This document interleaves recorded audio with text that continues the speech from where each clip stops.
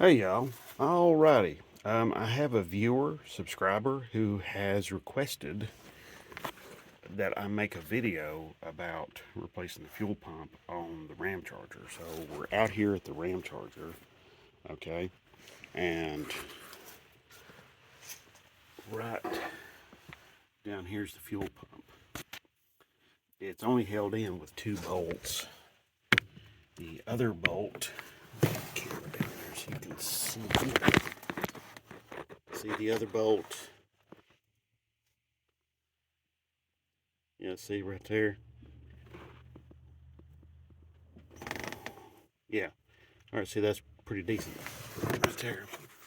But just 2 bolts right there. It's a mechanical fuel pump. It's not real sophisticated or anything like that. This particular vehicle, as you guessed, is carbureted. The viewer who wanted this video, I'm not sure if theirs is carbureted or fuel injected. They may be thinking theirs is a different year model or the same year model as this. This one here is an 87. So, good Lord. Okay. Rust on this thing right here is just crazy. Anyway, you got, this one's just got 2 fuel lines on it. This fuel pump does.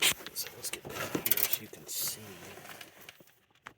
Yeah, you got two fuel lines. One, the hose there to the left, that's your incoming.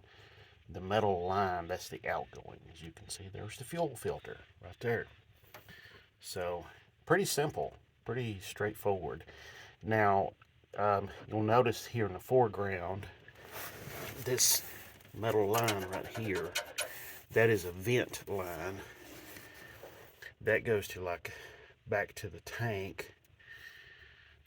And I'm pretty sure that goes back to the tank. Let me just say that, okay? But that was also probably used for emissions purposes too, okay? So this has got a little bit older style fuel pump, but still bolts in, still operates just like the original one would have. So anyway, very straightforward, nothing complex. Now if yours is carbureted, it's most likely going to be like this. If yours is fuel injected and you've got either the throttle body fuel injection up here or you've got the Magnum set up, then yes, your fuel injected, your fuel injector, or the fuel pump, fuel injector, fuel pump is going to be back there in the tank, which means you're going to have to drop the fuel tank to get to it most likely. And that is pretty much it. Not a whole lot more to say about that.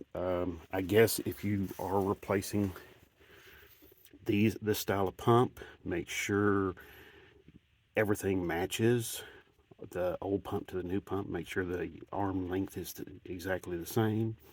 Also, make sure to clean off the old gasket that'll be right here and between the timing cover and the fuel pump. Make sure that is there and make sure that that is not damaged in any way. Because make sure the timing cover is not damaged, but clean off the old gasket, get that cleaned up, get it cleaned off. And I do not use silicone on a lot of my paper gaskets, which that's what will probably be there. If it's a paper gasket, I just oil it down or grease it up, and that's to me, that's way better. Okay, all right, I think that's about everything I need to cover on that. All right, I thank you very much for watching. If you have any other questions or comments or ideas, you know what to do. You're smart. Drop them in the comment section down below, and I'll answer your questions as soon as I possibly can, best I can. Thank you very much. God bless.